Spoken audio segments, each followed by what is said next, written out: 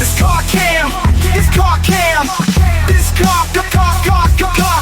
It's CarCam. It's CarCam. It's CarCam. It's CarCam. It's CarCam. It's CarCam. It's CarCam. It's CarCam. It's CarCam.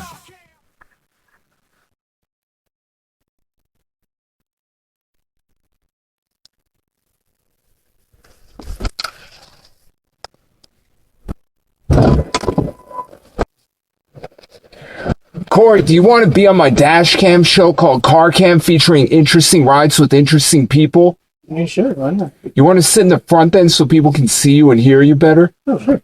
Nice.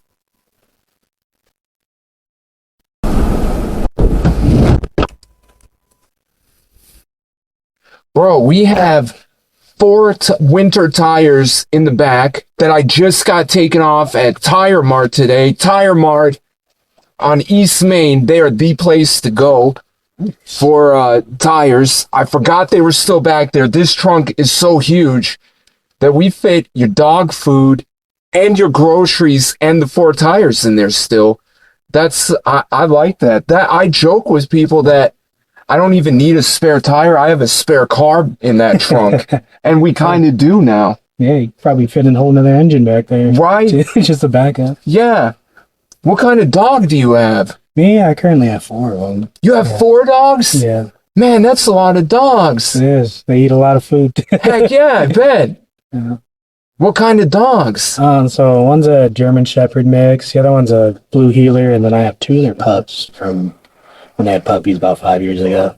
Dude, those are high energy dogs, right? Oh, yeah. They keep me, gotta walk them about 2 times a day at least. Oh, heck yeah.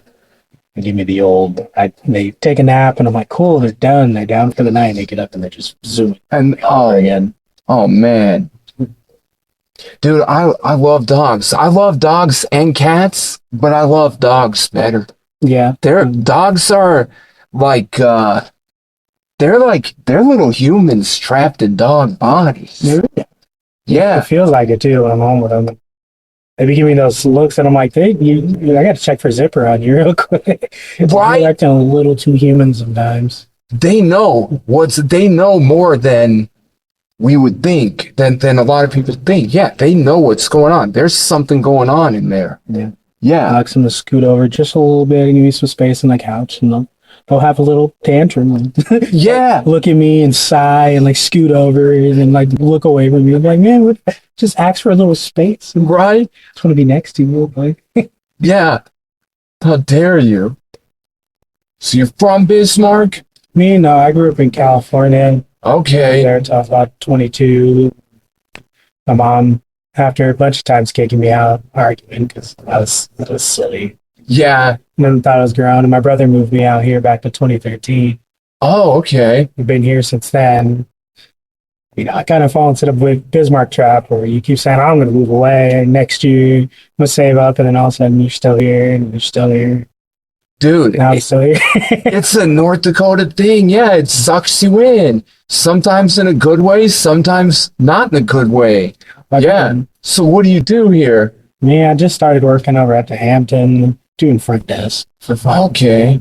So it's an easy job. I kind of got burned out at restaurants. I was doing that for like 7 years straight. Dude. After a while, it kind of just burns you out. And you're like, oh man, I don't want to do it no more. Something about like, because when you work every Friday, every Saturday night, and every Thursday night, like you almost feel like you're on a different world than everybody else. Because you're like, everyone wants to go out. Well, I got to go to work. And then when you want to go out, it's like, well, I got to go to work. And it's like, man, I feel like I live in a different time zone or a different city than you. Because we just live down the road with each other. So now I get to work, get to have Saturdays and Sundays off, and I'm like, I feel normal. You get it, Right. I feel like I live a normal life. Well, and that's the thing. It's like all the service industry workers all kind of hang out together, it seems like, and have their nights of going out that, yeah, it's separate from everybody else. So, yeah. And I definitely feel that because, heck, I didn't even drink before I moved here, but then I worked at Applebee's a couple of years after working here, and all of a sudden I was going out every night because those are the only people to hang out with, was the people I worked with. Right. Everyone else was just like, man, It's too late, too early. Oh, yeah, it's just over here. Yeah, right. It seems like it would be easy to get sucked into that. Especially, you're working so hard right here. Yeah. Yeah, you're working so hard like that. And then you want to hang out with everybody outside of work. Yeah. And if you're in that industry, you're social to begin with, most likely. Yeah. Most likely, you're very social. Yeah, it pulls it out of you, too. Yeah. In your shell. Right. And it's just like, man, I don't want to, but you're the only people. And you guys go through so much. You deal with all the same hassle all day that I always think it's funny when they're like, oh, we're like a family. And it's like, sure you are. And then afterwards, kind of is like a family because you deal with the same stuff all day. You're like, man, I'm going to vent to you because you know what I'm talking about. You understand that table over there that got on our nerves all night, or these people that made it hard for us. And then, yeah, you end up being a family. And then I've caught myself being like, man, I'm going to go work at that place again and realize, I just want to work with those people again. I don't want to work at that restaurant again. I just miss working with that group of people again. I use the example like plane crashes. Like when people go down on a plane together and survive, like those survivors are tight. Like they're tight and they will get together every year and celebrate and all that. And it's like a traumatic bonding experience. And it's not a plane crash in a restaurant. I don't want to diminish people who have been in a plane crash, but you know what I mean? It's it's just I'm in this guy's way, man. We're sitting here talking. Can he get through? Hang on, I'm gonna back up. Sorry, man.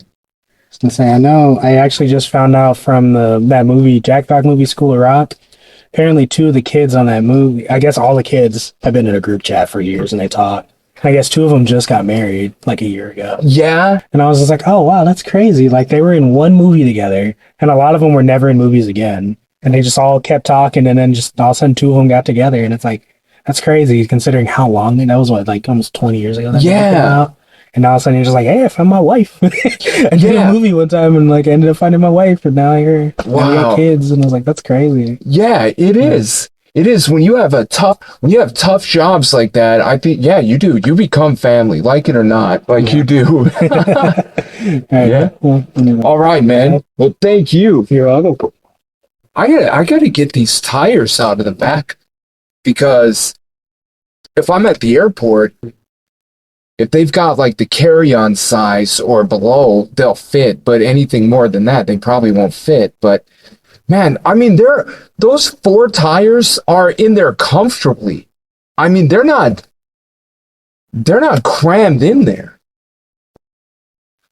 Man, someone needs to make a video. How much of a car can you cram into the trunk of a Crown Victoria? Someone do it and report back with the results.